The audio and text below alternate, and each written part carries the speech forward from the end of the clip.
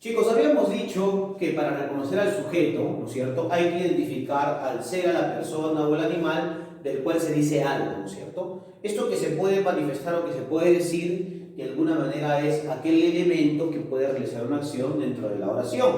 Por eso es que para su reconocimiento es importante recordar, ¿no es cierto?, que puede de alguna manera hacerse la pregunta qué o quién o quiénes, más el verbo en sí, y podemos identificar de inmediato lo que sería el sujeto como tal.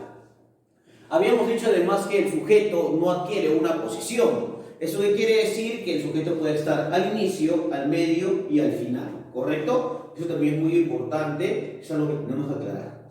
Ahora, así como el sujeto tiene elementos predispuestos y además, ¿no es cierto?, cumple con ciertos requisitos, también maneja una estructura, ¿correcto? La estructura se puede establecer a partir de un núcleo, a partir de modificadores y a partir del elemento que se determina como la posición.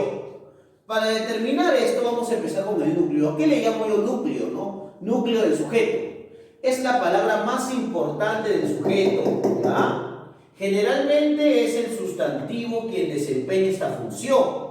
Pero, ¿qué pasaría si en este caso no encuentro el sustantivo? ¿O qué pasaría si no tengo el sustantivo? ¿No es cierto? Aquí, por ejemplo, ¿no es cierto?, también el sustantivo puede ser reemplazado, por ejemplo, por un pronombre, por una frase nominal, ¿no es cierto?, un artículo de un sustantivo, un adjetivo, ¿correcto?, o una palabra sustantivada o una proposición sustantivada, ¿correcto? La idea es remarcar, ¿no es cierto?, que el núcleo solo expresa, ¿no es cierto?, el nombre, ¿no? La idea de nombre siempre será importante y trascendente.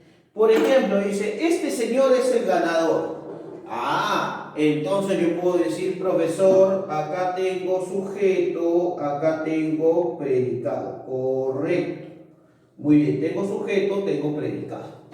Muy bien, entonces yo digo sujeto y predicado. ¿Dónde sería el núcleo? Este señor, ¿qué cosa es? Este es un artículo, es un determinante, y señor sería el núcleo del sujeto, ¿no? Porque es un sustantivo. Dice, quien esté libre de pecado, tire la primera piedra. Profesor, muy fácil, ¿no es cierto? Aquí el núcleo que estaría de alguna manera representado, ¿no? En este caso, quien esté libre de pecado, tire la primera piedra. Entonces yo digo, claro, acá estoy hablando de que ese sería el sujeto, ¿no es cierto?, y este sería el predicado. Perfecto, profesor, sujeto y predicado. ¿Y cuál sería el núcleo del sujeto? Todo esto, mira. ¿Por qué? Porque de alguna manera es una proposición sustantivada, ¿te das cuenta? ¿Quién va a tirar la primera piedra? Quien esté libre de pecado, ¿te das cuenta? Eso también se le llama una posesión, ¿correcto? O él, ¿no? O ellos, o estos no tienen la primera piedra. No, es una proposición sustantiva. Por eso podemos decir que es el núcleo del sujeto. ¿Correcto? Ahí está.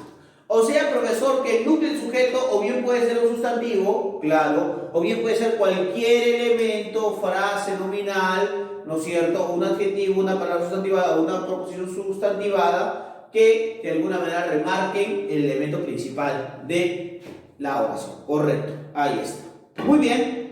También podemos encontrar lo que serían los modificadores, ¿correcto? Modificador directo y modificador indirecto. Profesor, ¿quiénes son los modificadores directos? Son los elementos que acompañan al sustantivo, que acompañan al nombre o a cualquier frase que esté determinando esta función, ¿ya? Se van a unir al núcleo del sujeto sin ningún enlace, sin ningún enlace.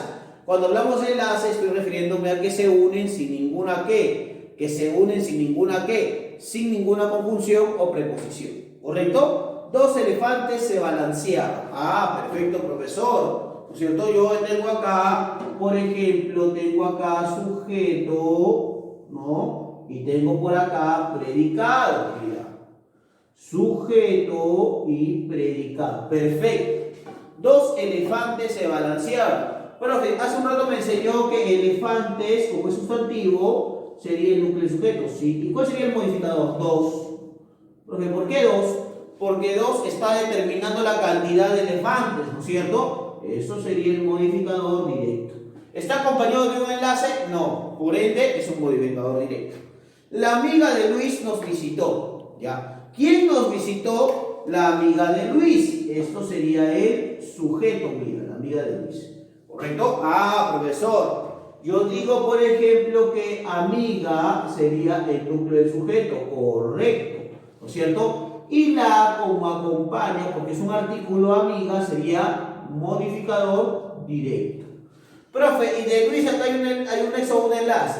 Eso de acá es un modificador indirecto, pero ya vamos a ver qué cosas son los modificadores indirectos, ¿correcto? A ver, profesor, ¿qué es un modificador indirecto? Es aquel elemento que se une al sujeto mediante un enlace, ¿correcto? Mediante un enlace. Eso es muy importante. Por ejemplo, dice aquí, los amigos de mi hermana no son mis amigos. ¿Quiénes no son mis amigos? Los amigos de mi hermana. O sea que acá tenemos el sujeto, mira, sujeto. Ahí está, profesor. Entonces, yo puedo decir, por ejemplo, que acá amigos sería el núcleo del sujeto, correcto. Los profesor, como nosotros vemos, modificador directo.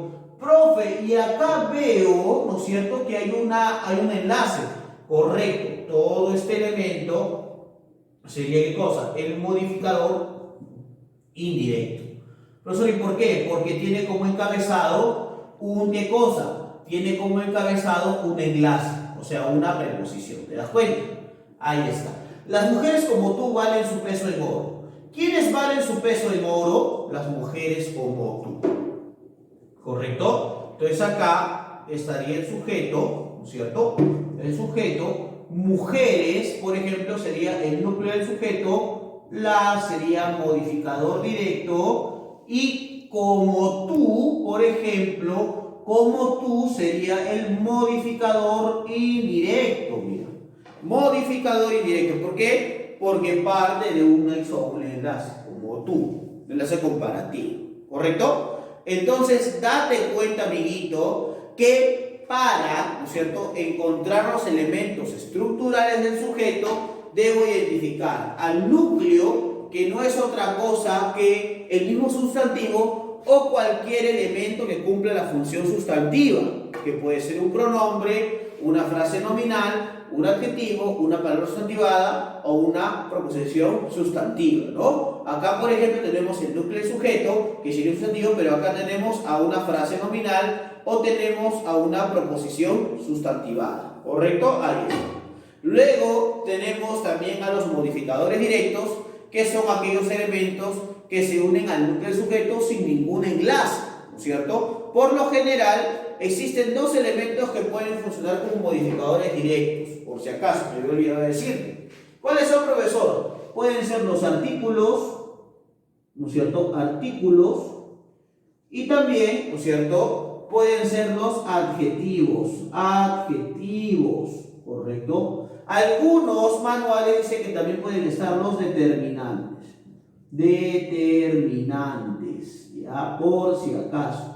Algunos hablan de los determinantes también. Pero esos elementos pueden funcionar como modificadores directos, ¿ya? Eso es muy importante. Por ejemplo, en este caso puedes hablar, ¿no es cierto?, dos elefantes determinantes, ¿no? Ahí está. Por ejemplo, la amiga de Luis, la amiga, la artículo, por ejemplo, ¿no? Son modificadores directos. Y modificadores indirectos, ¿no es cierto?, son aquellos elementos que se unen al sujeto, ¿no es cierto?, mediante un enlace. Ese enlace, por si acaso, pueden ser o conjunciones, ¿no es cierto? También pueden ser preposiciones,